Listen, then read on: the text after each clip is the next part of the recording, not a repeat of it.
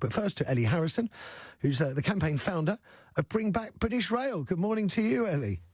Good morning there. How are you? I'm good, thank you. Do you remember British Rail? Well, I do. I was born in 1979, so when I was growing up in the 80s, I did quite a lot of travelling with my family on intercity, and I grew up in London. So I remember Network South East. Yeah. That always seemed to make a lot of sense to me, that there was a network for the South East. I know that British Rail was kind of regionalised in the 1980s when they took up those different brands, but it was actually incredibly successful under that model. And the most important thing was it required much less subsidy for the taxpayer in the 1980s than it has done since privatisation. Subsidies actually tripled in real terms under the privatised model. So, I mean, I have to say on that issue alone, because of declining passenger numbers and work from home post-COVID, public subsidy is still going to be, even under a re-nationalised model, it's still going to become significant. I think I was reading today, it's going to be something like half of the bill is going to have to come from the taxpayer. Yeah. Presumably you're feeling kind of pretty good about today's news. What advantages do you think the traveller is going to experience? Because I know it's only day one today, but my train has been unofficially delayed. The time has been changed. The maiden service is running through no fault of the operators on rails that are being repaired. I mean, some travellers may be forgiven for thinking it's exactly the same as the privatised company. Yeah. I mean, today it will just be a change of the livery, the logo, which I haven't actually seen yet. I'm really keen. I was trying to find it and I couldn't find any images of it online, but I am desperate to see that because I think it's really important.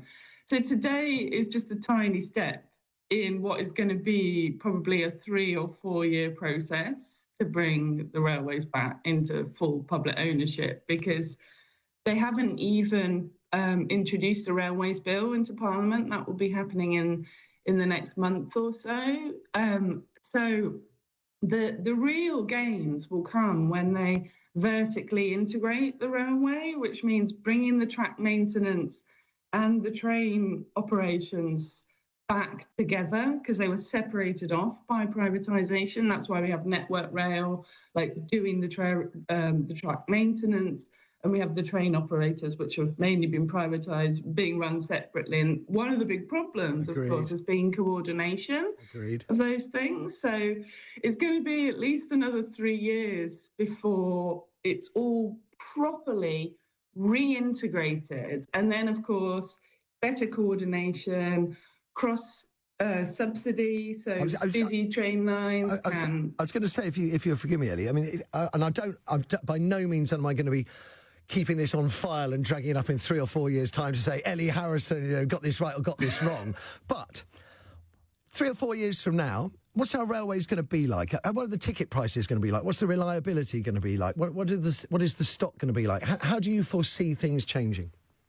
Well, I mean, I want a kind of unified brand across the whole country, and that's not just how the trains look. It's announcements at stations, so we no longer get this crazy situation where they're calling out the Avanti West Coast service this, the London North Western service that, it's just Great British Railways. You don't even need to say it's Great British Railways. It's just a train that takes you where you need to go, hopefully cheaply and efficiently. Ellie, I have a feeling I'm talking to a sort of a more of an idealist, perhaps, than even I am. A pleasure talking.